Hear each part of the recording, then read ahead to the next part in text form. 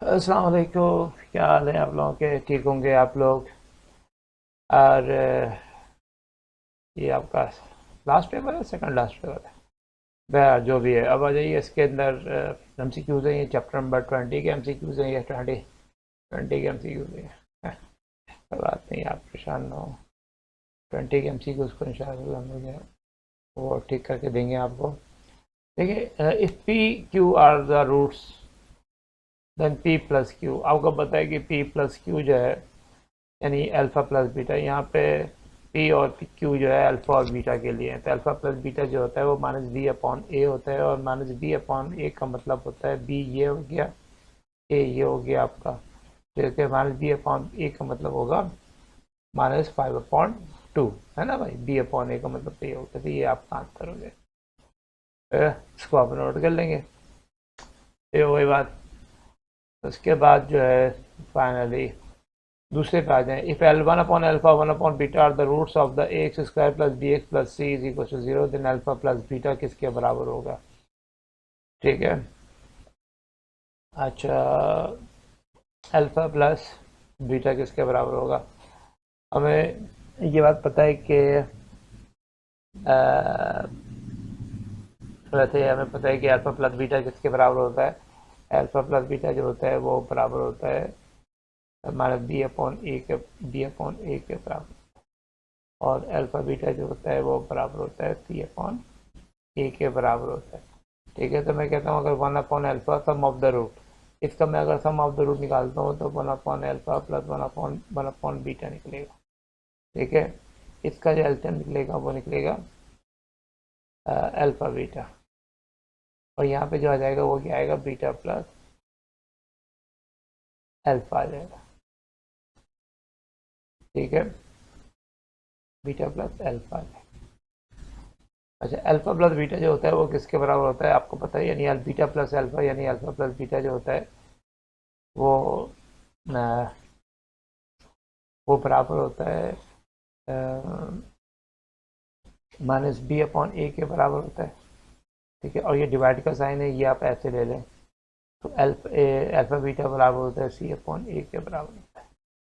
ठीक है। जब रेसिप्रोकल लेंगे तो माइनस बी अपॉन ए ऐसे हो जाएगा, मल्टीप्लाई करेंगे ए अपॉन सी हो जाएगा, ए से कैंसिल हो जाएगा तो माइनस बी अपॉन सी बचेगा।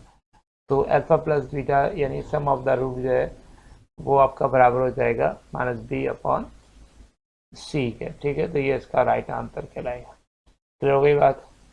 होपफुली आपको समझ में आया होगा कि इसका आंसर जो है वो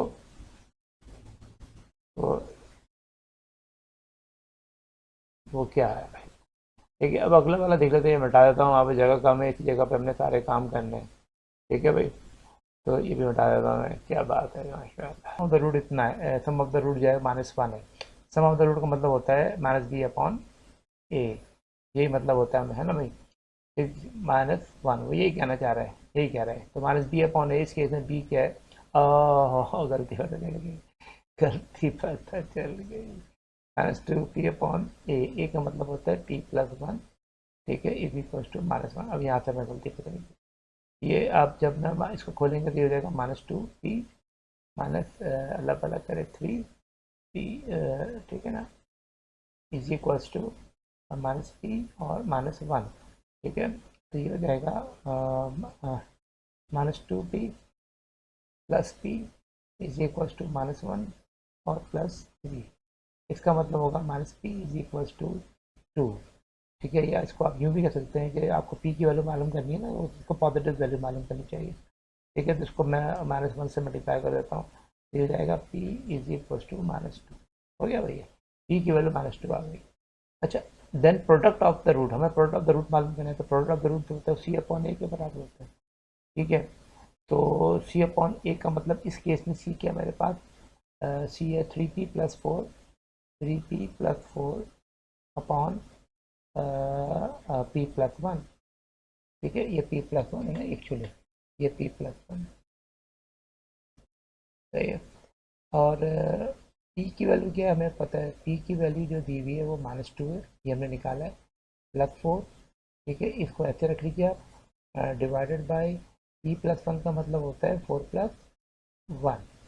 नहीं नहीं, -2+1 सॉरी, -2 प्लस 1, पी की वैल्यू -2 है, प्लस 1 है, हो गया, ठीक है, डिवाइड बाई, ये हो गया -6 प्लस 4 कितना हो जाएगा, -2 और ये डिवाइडेड में भी जाएगा, तो ये हो जाएगा -2 प्लस 1 -1, और माइनस माइनस क्या हो जाएगा, प्लस हो जाएगा, और 2/1 का मतलब 2 होता है, तो यहाँ पे 2 इसका right option.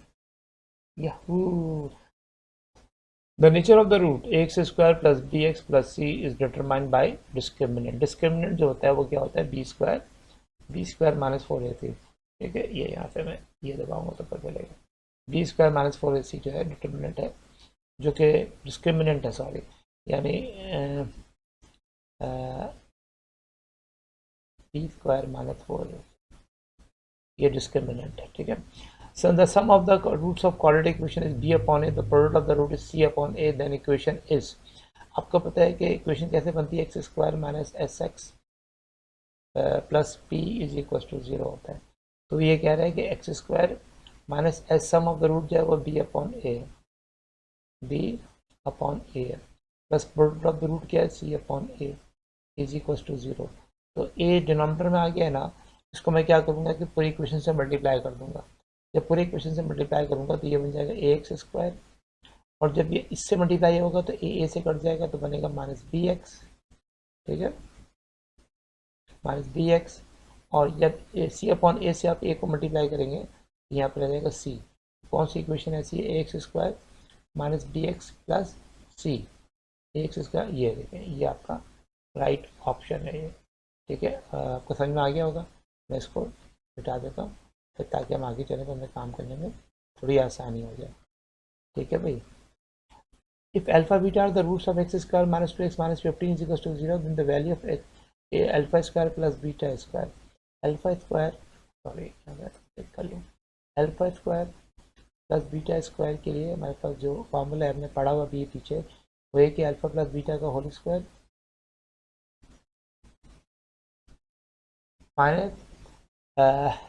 -2 alpha beta, alpha plus beta की क्या बता रहा है ये, अल्फा प्लस बीटा जो है,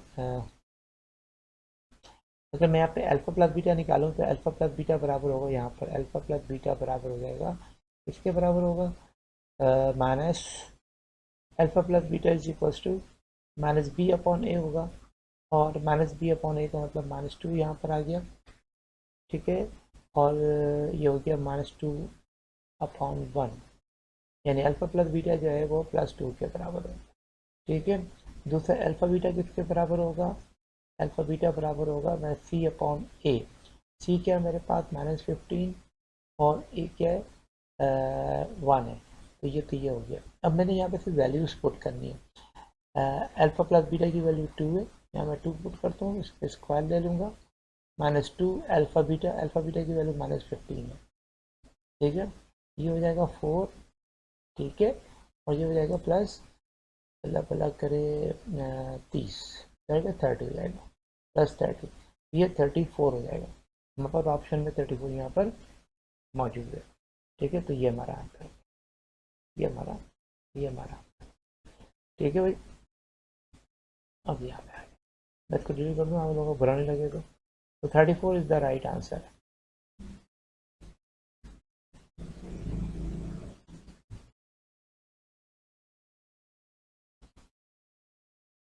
अब आ जाए जनाब अगले पे आ जाते हैं,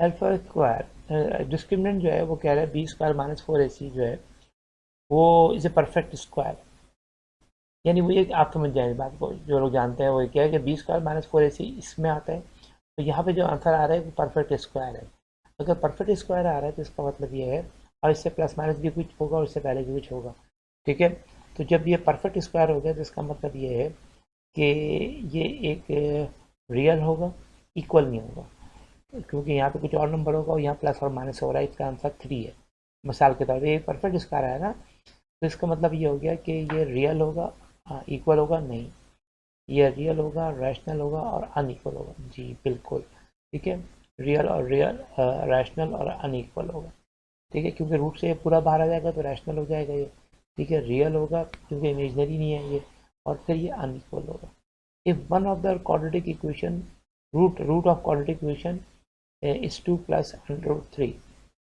then अदर रूट कितना होगा 2 माइनस अंडर रूट 3, अदर जो है वो 2 माइनस अंडर रूट 3। उसके बाद the quadratic equation whose roots are the complex cube root of unity is dash quadratic equation. Quadratic equation वो क्वाड्रेटिक इक्वेशन बताएंगे कैसे चूज करें कि जिसका जो रूट होगा वो कॉम्प्लेक्स होगा, ठीक है।